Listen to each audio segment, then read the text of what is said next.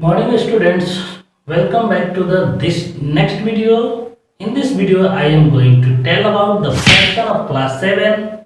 This is the subject math and I hope this is the fourth video of class 7. In previous video we will learn about integers.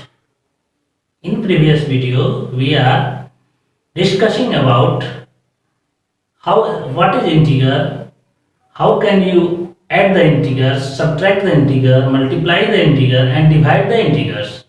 And in this video we will discuss about fraction. Fraction के बारे में आप लोग पहले से भी जानते हैं. फ्रैक्शन क्या होता है? Any number which is in the form of a by b, कोई भी नंबर जो a by b के फॉर्म में होता है उसे हम लोग फ्रैक्शन बोलते हैं. फ्रैक्शन का हिंदी क्या होता है? भिन्न होता है. और फ्रैक्शन जो होता है वो a by b के फॉर्म में होता है, where a is numerator and b is denominator. यानी फ्रैक्शन जो होता है वो a by b के फॉर्म में हमेशा होगा और उसका a जो होता है वो न्यूमरेटर को इंडिकेट करता है और b जो होता है वो डिनोमिनेटर को इंडिकेट करता है. न्यूमरेटर मीन्स अंश होता है. हिंदी में जब उसको हम समझेंगे तो न्यूमरेटर मीन्स अंश और डिनोमिनेटर मीन्स हर, यानी अंश और हर दोनों मिलके एक फ्रैक्शन यानी भिन्न को बनाते हैं. ठीक है, तो फ्रैक्शन क्या होता है? हमने बताया कि any number which is in the form of a by b is called fraction.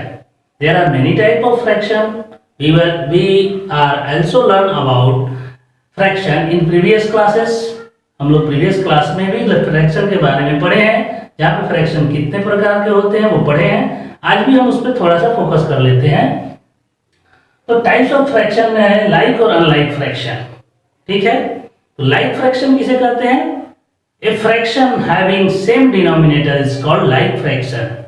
वैसे सारे फ्रैक्शन जिसके डिनोमिनेटर सेम हो यानी एक ही हो. जैसे यहाँ पे हमने लिखा है 1/4 7/4, तो ये डिनोमिनेटर दोनों का 4 है, 4 ही है, यानी वो लाइक फ्रैक्शन है. अनलाइक फ्रैक्शन किसे कहते हैं? तो unlike fraction is fraction having different denominator. यानी अनलाइक फ्रैक्शन तभी होगा जब डिनोमिनेटर अलग अलग होंगे. यानी डिनोमिनेटर किसी का कुछ होगा किसी का कुछ होगा, तो वो अनलाइक फ्रैक्शन का एग्जाम्पल है. जैसे 1/3 4/7 11/5, यहाँ तीनों में अलग अलग डिनोमिनेटर है, तो ये अनलाइक फ्रैक्शन के एग्जाम्पल्स हैं. ठीक है. प्रॉपर फ्रैक्शन वैसे फ्रैक्शन को कहते हैं जिसमें न्यूमरेटर जो होता है वो डिनोमिनेटर से छोटा होता है. यानी a proper fraction is a fraction in which numerator is less than denominator. यानी डिनोमिनेटर से हमेशा न्यूमरेटर छोटा हो उसे हम लोग प्रॉपर फ्रैक्शन बोलते हैं. प्रॉपर फ्रैक्शन की वैल्यू हमेशा 1 से छोटा होता है, यानी लेस देन 1 होता है. जब उसका न्यूमरेटर डिनोमिनेटर से छोटा होगा तो उसका वैल्यू ऑलवेज लेस देन 1 होगा. उसी प्रकार इम्प्रॉपर फ्रैक्शन, तो an improper fraction is a fraction in which numerator is greater than denominator. यानी न्यूमरेटर इसमें डिनोमिनेटर से बड़ा होगा और तब इसका वैल्यू ऑलवेज 1 या 1 से बड़ा होगा. यानी या तो वैल्यू उसका 1 भी हो सकता है या फिर 1 से ज्यादा होगा. मिक्स फ्रैक्शन क्या होता है? तो mix fraction is consist of a whole number part and a fractional part. Mix fraction जो होता है उसमें दो तरह के होते हैं. एक तो होल नंबर का पार्ट होता है और एक फ्रैक्शनल पार्ट होता है. यानी जब दोनों मिलते हैं होल नंबर और फ्रैक्शनल पार्ट, तब जाके मिक्स फ्रैक्शन का निर्माण होता है, यानी वे मिक्स फ्रैक्शन में कन्वर्ट होता है. जैसे हमने एग्जांपल लिया है 3 1/2 और 7 2/3. ठीक है, तो यहाँ पे 3 और 7 जो है वो इसके होल नंबर पार्ट है, यानी ये होल नंबर है, और 1/2 यहाँ और यहाँ 2/3 ये है फ्रैक्शनल पार्ट. यहाँ एक का हमने बताया here 3 is a whole number and 1/2 is a fractional part, so 3 1/2 is the mixed fraction. Similarly, 7 is the whole number and 2/3 is the fractional part, so 7 2/3 is the mixed fraction. तो अभी हमने पढ़ा fraction क्या होता है, fraction कैसे हम लोग फ्रैक्शन को कैसे लिखते हैं, और उसमें फ्रैक्शन का अपर पार्ट क्या कहलाता है, लोअर पार्ट क्या कहलाता है. अपर पार्ट मीन्स ए, लोअर पार्ट मीन्स बी. यानी अपर पार्ट न्यूमरेटर होता है जिसको हिंदी में अंश कहते हैं, और डिनोमिनेटर लोअर पार्ट होता है जिसको हम लोग हर कहते हैं, और फ्रैक्शन को हिंदी में हम लोग भिन्न के नाम से जानते हैं। ठीक है, तो हमें हिंदी पे ज्यादा फोकस नहीं करना है, हमें बस फ्रैक्शन समझ लेना होता क्या है। ए बाई बी के फॉर्म में जितने भी नंबर्स होते हैं हमें दिखते हैं वो सारे फ्रैक्शन है। अब फ्रैक्शन को हम देखने के बाद उसको कैटेगराइज करते हैं कि कौन सी फ्रैक्शन किस कैटेगरी का होगा। तो फ्रैक्शन बहुत सारे कैटेगरीज के होते हैं, जैसे लाइक और unlike, proper, improper, mix fraction. इसके अलावा भी होते हैं यूनिट फ्रैक्शन। यूनिट फ्रैक्शन होता क्या है, जिसका न्यूमरेटर हमेशा 1 हो, यानी 1 के अलावा कोई न्यूमरेटर ना हो तो वो यूनिट फ्रैक्शन है। जैसे एग्जांपल 1/3, 1/11, 1/20, 1/7, 1/9, यानी जिसका न्यूमरेटर 1 हो वो यूनिट फ्रैक्शन के एग्जांपल है। ठीक है, आगे पढ़ेंगे हम लोग कि फ्रैक्शन का सिंपलेस्ट फॉर्म क्या होता है, फ्रैक्शन को कैसे हम लोग सिंपलेस्ट फॉर्म में डालते हैं या लिखते हैं, या फिर इक्विवेलेंट कैसे करते हैं किसी फ्रैक्शन को, वो हम आगे आपको बता रहे हैं। हम लोग समझेंगे कि सिंपलेस्ट फॉर्म ऑफ फ्रैक्शन क्या होता है, यानी सिंपलेस्ट फॉर्म में कब कहा जाएगा कि ये फ्रैक्शन जो है वो अपने सिंपलेस्ट फॉर्म में है। तो यहाँ पे हमने देखिए उसके लिए आपको बताया है कि इफ ए एंड बी है no common factor other than 1, यानी ए और बी जो फ्रैक्शन के पार्ट्स होते हैं, अपर और लोअर पार्ट्स, यानी न्यूमरेटर और डिनोमिनेटर, उसका फैक्टर 1 के अलावा कुछ भी ना हो, तब वो फ्रैक्शन a बाई बी जो है वो कहा जाएगा कि सिंपलेस्ट फॉर्म में है। अगर 1 के अलावा कोई दूसरा कॉमन फैक्टर रहता है तब तक वो सिंपलेस्ट फॉर्म में नहीं कहा जाएगा, यानी तब तक उसको आपको शॉर्टेस्ट फॉर्म में लिखते जाना है, तब तक लिखते जाना है कि जब तक वो को प्राइम के पेयर के रूप में ना हो जाए। को प्राइम उसको बोलते हैं जिसका HCF 1 होता है, यानी ए और बी का HCF जब 1 हो तभी उसको हम लोग सिंपलेस्ट फॉर्म में मान सकते हैं। जैसे देखिए यहाँ पे हमने 3/5 लिखा है, 3/5, 3 को जब हम लोग फैक्टराइज करेंगे तो 1 into 3, और 5 को भी करेंगे तो 1 into 5। तो 3 और 5 का जो कॉमन फैक्टर है, देखिए 1 के अलावा कुछ नहीं है, यानी 1 ही है जो दोनों में कॉमन है, इसलिए ये सिंपलेस्ट फॉर्म में है। 2/6 लेते हैं तो देखिए इसको क्या लिख सकते हैं, 1 into 2, और 6 को क्या लिख सकते हैं, 1 into 2 into 3। तो यहाँ पे 1 के अलावा भी कॉमन फैक्टर जो है वो 2 हो रहा है, इसलिए ये सिंपलेस्ट फॉर्म में नहीं है। यानी 1 के अलावा कोई भी कॉमन फैक्टर जब दोनों का हो तो हम सिंपलेस्ट फॉर्म में नहीं मानेंगे, हम उसको कट कर देंगे और ये आ जाएगा 1/3। 2 और 2 जो कॉमन फैक्टर 1 के अलावा है उसको हम लोग कट कर देंगे। अब ये हो गया 1/3 जो कि सिंपलेस्ट फॉर्म है। अब इसका जो कॉमन फैक्टर आएगा वो 1 आएगा, इसलिए तभी हम सिंपलेस्ट फॉर्म में मान सकते हैं किसी भी फ्रैक्शन को जब उसका ए और बी जो है वो को प्राइम्स के पेयर हो, यानी ए और बी के फैक्टर 1 के अलावा कुछ भी ना हो।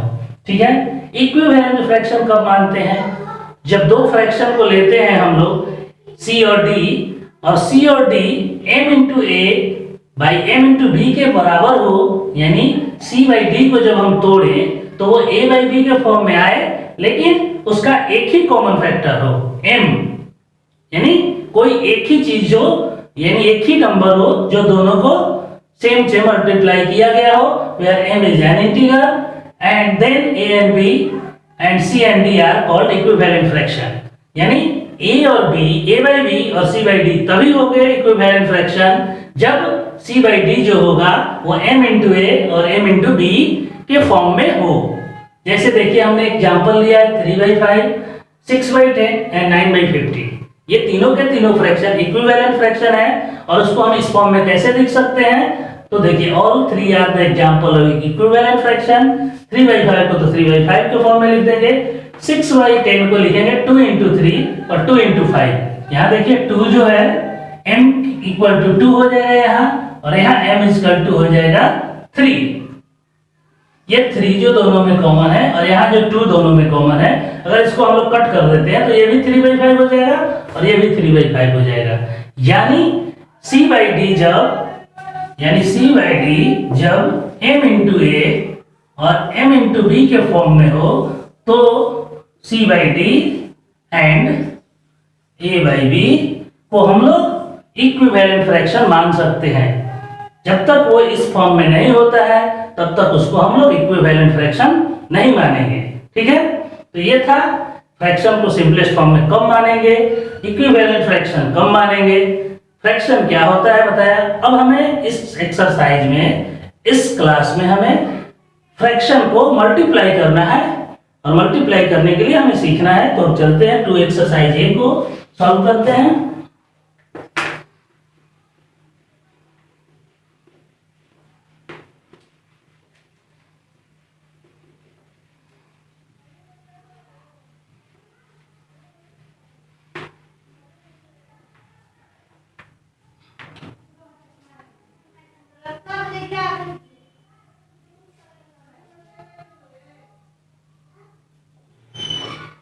टू ए का फर्स्ट क्वेश्चन है मल्टीप्लाई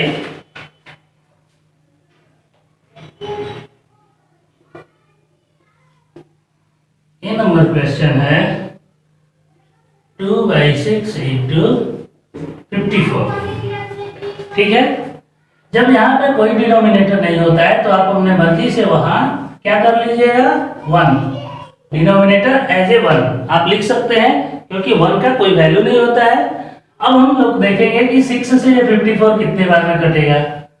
तो 6 का टेबल में कितने बार में आता है, 9 बार में, और 9 2 जा 18/1 मीन्स इसका आंसर 18 हो गया।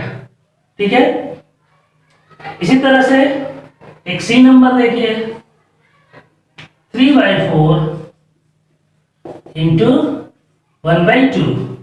ये क्वेश्चन है 3/4 इंटू 1/2। देखिए यहाँ पे कोई किसी से कटने वाला नहीं, कटाएंगे कब, ऊपर वाले को नीचे से या फिर तिरछा तिरछी, क्रॉस मल्टीप्लाई कट सकता है या ऊपर नीचे, ऊपर वाले को ऊपर से नहीं, नीचे वाले को नीचे से नहीं कटा सकते हैं। अब इसको हम लोग लिख देंगे, जब नहीं कटेगा तो 3 इंटू 1 और 4 इंटू 2, यानी 3 1 जा 3, 4 2 जा 8, यही आपका आंसर हो गया। एक और एग्जांपल लेते हैं एफ नंबर, और एफ नंबर है 16/35 मल्टीप्लाई 21/48। अब इसको देखिए 16 के टेबल में आता है तो कट कर देंगे, 16 1 जा 16 3 जा, ये 35 और 71 ये 7 के टेबल में आता है, 7 5 जा 7 3 जा। अब ये 3 से 3 कट गया, बचा ऊपर 1 और नीचे 5, यानी इसका आंसर हो जाएगा 1/5। इसी तरह से आप 1 को बना लीजिएगा। सेकंड नंबर है मल्टीप्लाई, लेकिन एक फ्रैक्शन है सिंपल और एक है मिक्स फ्रैक्शन। ठीक है, सेकंड भी बता देते हैं।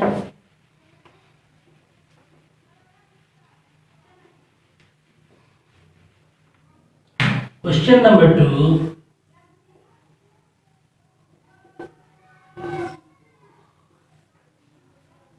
5 इंटू 4 3/10। तो सबसे पहले हम लोग इस मिक्स फ्रैक्शन को कन्वर्ट कर लेंगे इम्प्रॉपर फ्रैक्शन में।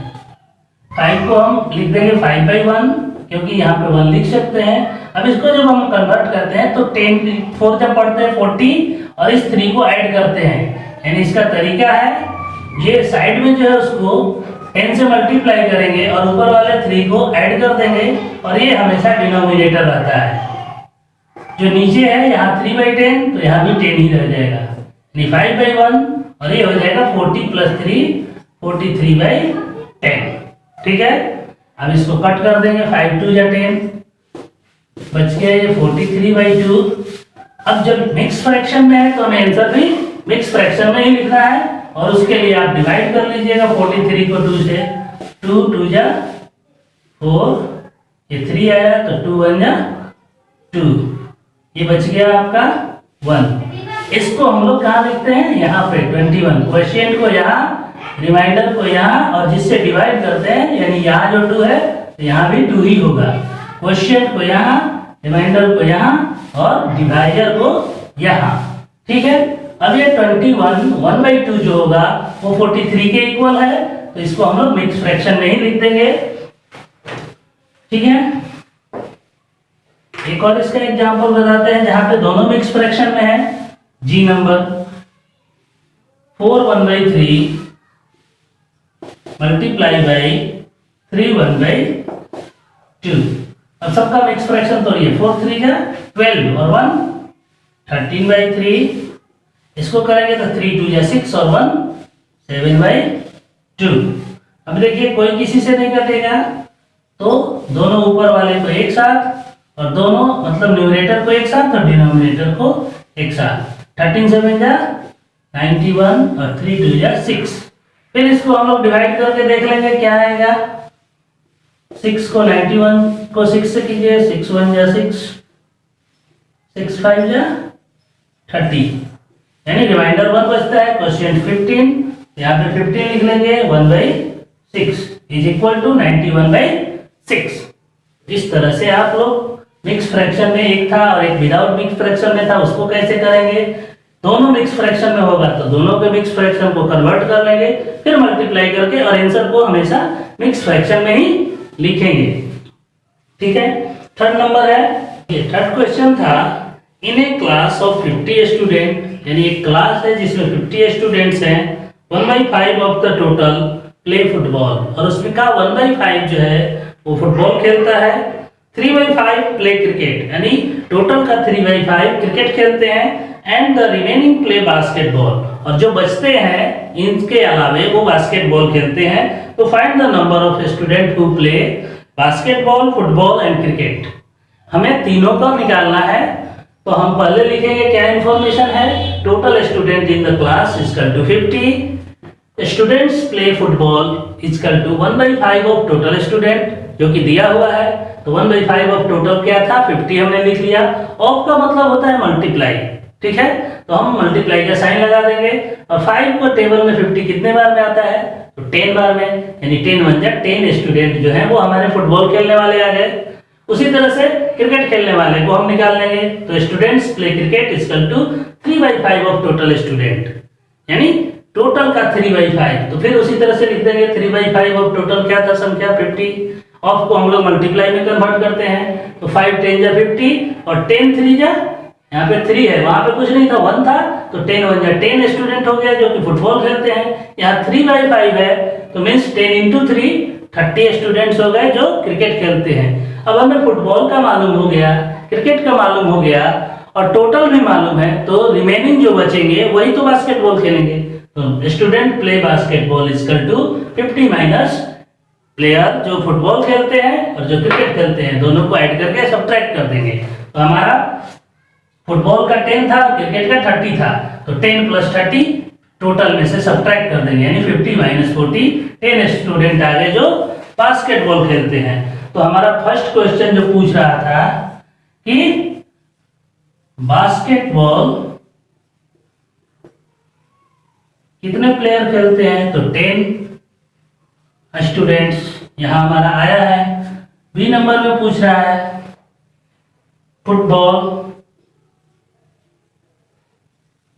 फुटबॉल का हमने निकाला है वहां 10 स्टूडेंट लिख देंगे। और सी में पूछ रहा था क्रिकेट, क्रिकेट का हमने निकाला है 30। ये तीनों गेम के प्लेयर आ गए। अब इन दोनों को जब आप टोटल कीजिएगा तो 30 + 10 40 और 40 + 10 50, यानी तीनों गेम मिलके 50 का 50 हमारा हो जाता है। इसका मतलब हमने जो आंसर लाया है वो सही है। ठीक है। 4 नंबर क्वेश्चन है, फाइंड द वैल्यू ऑफ, आपको निकालना है 1/3 ऑफ 27 39 18।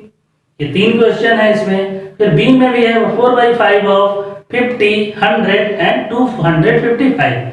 तो 4 का हम 1 बताते हैं, खुद से 1 बनाइएगा आप।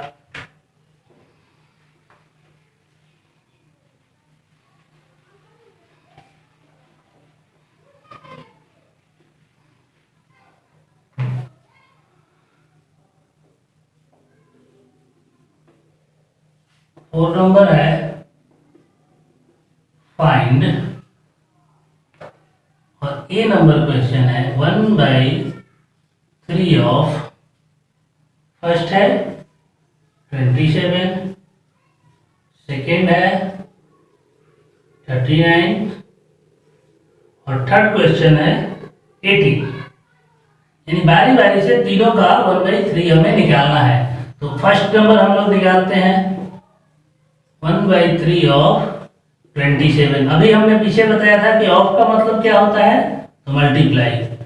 3 के टेबल में 27, 9 बार में, तो 9 1 जा 9। फर्स्ट का आंसर आ गया 9। उसी तरह से सेकेंड 1/3 ऑफ 39। फिर हम लोग क्या करेंगे, ऑफ को मल्टीप्लाई में कन्वर्ट करेंगे और 3 से ये 13 बार में कटेगा, यानी 13 आंसर हो जाएगा। फिर थर्ड नंबर में बारी बारी से तीनों के लिए निकालना है 1/3 ऑफ 18। देखिए थर्ड में 18 है, सेकंड में 39, फर्स्ट में 27 का निकाल लिए, 39 का निकाल लिए। अब थर्ड में 18 है, 18 का भी निकाल लेंगे। ऑफ का मतलब क्या होता है, मल्टीप्लाई। तो 3 6 जा 18 और 6 1 जा 6। इसी तरह से आप बी नंबर जो है 4/5 ऑफ 50 निकाल लीजिएगा, 4/5 ऑफ 100 निकाल लीजिएगा, 4/5 ऑफ 255 निकाल लीजिएगा। क्वेश्चन नंबर 5, और ये इस एक्सरसाइज का लास्ट क्वेश्चन है, ठीक है। 5 नंबर क्वेश्चन है, Raj reads 1/4 of book in 1 hour. एक लड़का है जो कि बुक का 1/4 भाग जो है वो 1 घंटे में पढ़ता है। तो what fraction of the books will he read in 3 1/5 hour. यानी बुक का कितना हिस्सा जो है वो 3 1/5 आवर में पढ़ लेगा। तो यहाँ पे हमें मल्टीप्लाई करना है, लिखेंगे राज रीड्स इन 1 आवर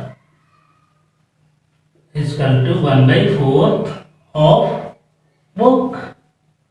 यानी बुक का 1/4 भाग वो पढ़ लेता है।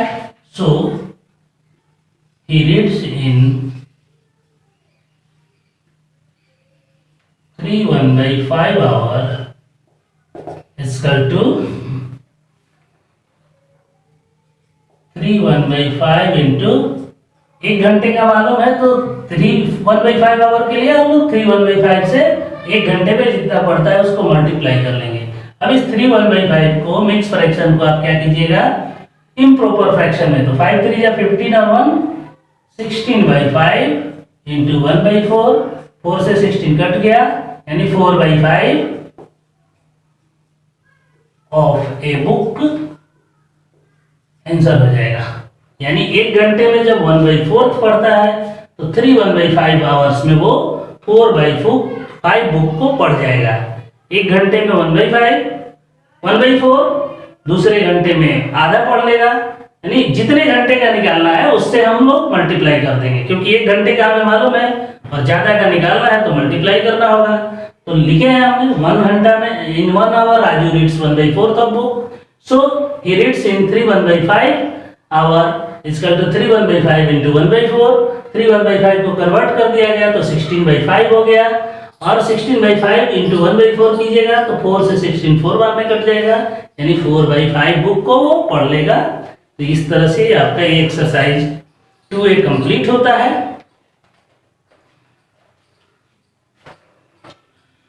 आशा करते हैं कि ये एक्सरसाइज आपको समझ में आ गया होगा, क्योंकि इसमें हमने आपको बताया फ्रैक्शन क्या होता है, introduction of fraction, type of fraction, fraction का सिंपलेस्ट फॉर्म क्या होता है, इक्विवेलेंट फ्रैक्शन कैसे निकालते हैं, या इक्विवेलेंट फ्रैक्शन होता क्या है, फ्रैक्शन को कैसे मल्टीप्लाई किया जाता है।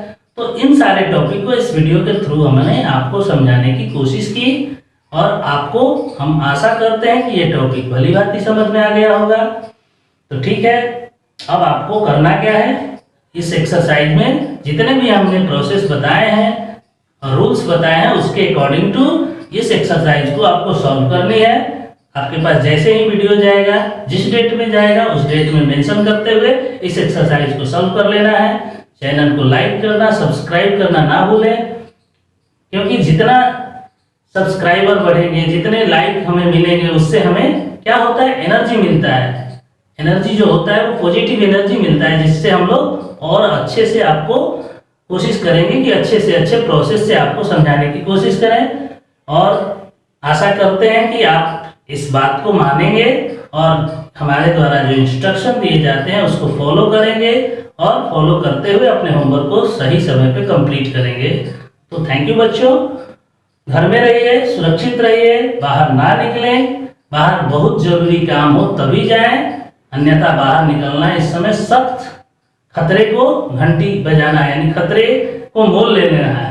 जैसे ही बाहर जाइएगा हो सकता है आपको इन्फेक्शन हो जाए। इन्फेक्शन से बचने के लिए आपको घर में रहना है, सुरक्षित रहना है, और हम लोगों के द्वारा जो स्टेप्स या फिर जो प्रोसेस दिए जा रहे हैं, जो वीडियो आपको प्रोवाइड किए जा रहे हैं, उसके थ्रू अपने लर्निंग को कंटिन्यूअस कीजिए और प्रॉपर समय पे प्रॉपर होमवर्क को कंप्लीट करके रखिए, ताकि जैसे ही स्कूल खुलता है आप होमवर्क को हमारे पास लाइएगा, हम आपको चेक करेंगे।